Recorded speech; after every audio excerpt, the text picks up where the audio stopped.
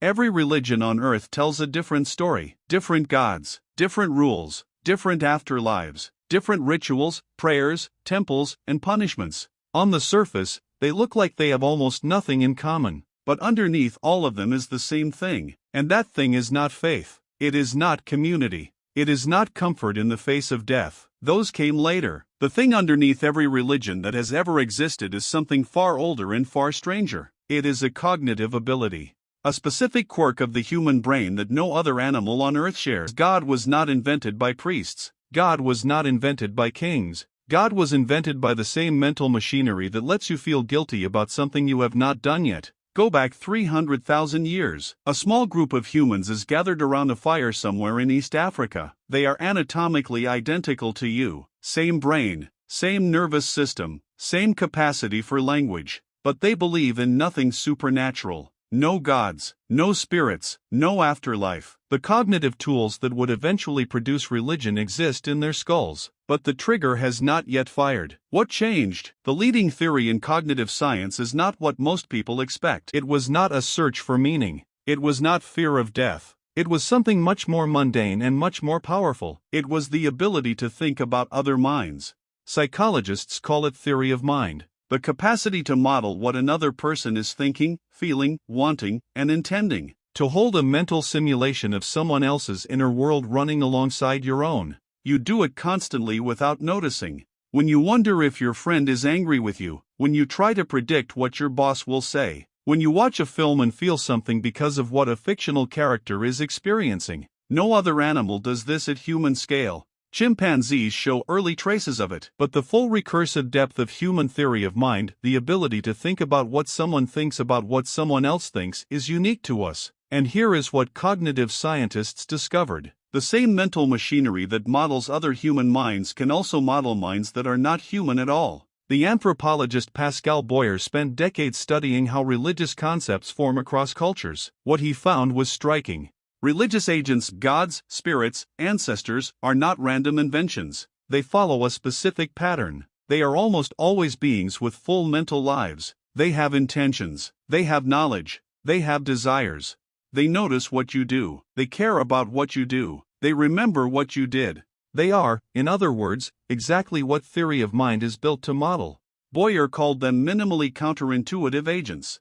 They violate exactly one or two basic expectations. They are invisible, or they cannot die, or they know everything, but in every other way they behave exactly like a person.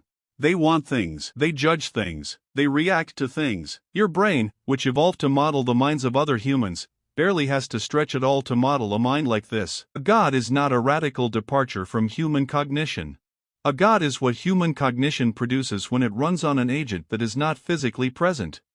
There is a second piece, and it might be even more important. Somewhere around 70,000 years ago, something happened in the archaeological record that researchers call the cognitive revolution. Symbolic behavior explodes. Cave paintings, beads, burial sites with grave goods, evidence of ritual, all at roughly the same moment across multiple populations. What changed is that humans started treating the dead as if they still had minds. Burial with grave goods, tools, food, pigment only makes sense if the person doing the burying believes the dead person will still need things, will still want things, will still be capable of experience. The buried person has left the physical world.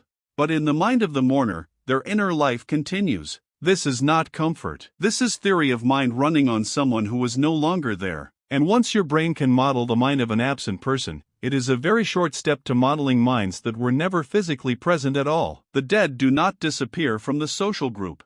They become the first supernatural agents, the first invisible beings with intentions and knowledge and the ability to affect the living. Every ancestor cult, every ghost story, every prayer directed at someone who has died traces back to the same cognitive moment. The moment a grieving human refused to let a mind go dark. The third piece is agency detection. And this is where it gets strange. Your brain is wired to detect agents, things with minds and intentions, in the environment. And it is wired to err on the side of overdetection rather than underdetection. The cost of missing a predator is death. The cost of mistaking a rustling bush for a predator is a brief fright. Evolution ruthlessly selects for the brain that sees agents everywhere. Researchers call this the hyperactive agency detection device. It is why humans see faces in clouds, intention in weather, purpose in natural disasters. A flood is not just water, it is a punishment. A drought is not just an absence of rain, it is a message. The world, to a brain built this way, is not a collection of mindless forces. It is populated by agents. Things that want, things that act, things that can be negotiated with. And the moment you have a world full of invisible agents with intentions, you have the basic architecture of every religion that has ever existed. The social peace locked it in. Aaron Norenzayan at the University of British Columbia spent years studying what he calls big gods. Gods that are not just present but morally watchful. Gods that care specifically about whether you are cooperating, sharing, keeping your promises, treating strangers fairly. His argument is precise. Small-scale societies, bands of 30 or 40 people, do not need moralizing gods. Everyone knows everyone.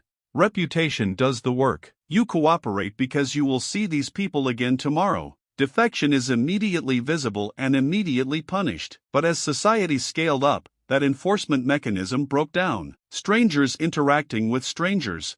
Nobody watching. Nobody keeping track. A God who sees everything solves this problem completely. If you believe that an all-knowing agent is watching and judging your behavior at all times, you behave differently when no one else is around. Studies consistently show that even subtle reminders of being watched increase cooperative behavior. A poster of eyes in a room where people pay for coffee on an honor system increases payment rates significantly. The watching does not have to be real. The belief that something is watching is enough. Norenzayan calls this the big God hypothesis. Moralizing gods did not emerge because humans were spiritually enlightened. They emerged because large-scale human cooperation is cognitively impossible without some mechanism for enforcement. And an omniscient moralizing God is the most powerful enforcement mechanism the human brain has ever produced. Put it all together and the picture becomes clear. 3 cognitive quirks, each one selected for completely unrelated reasons. Theory of mind, which evolved to track other humans.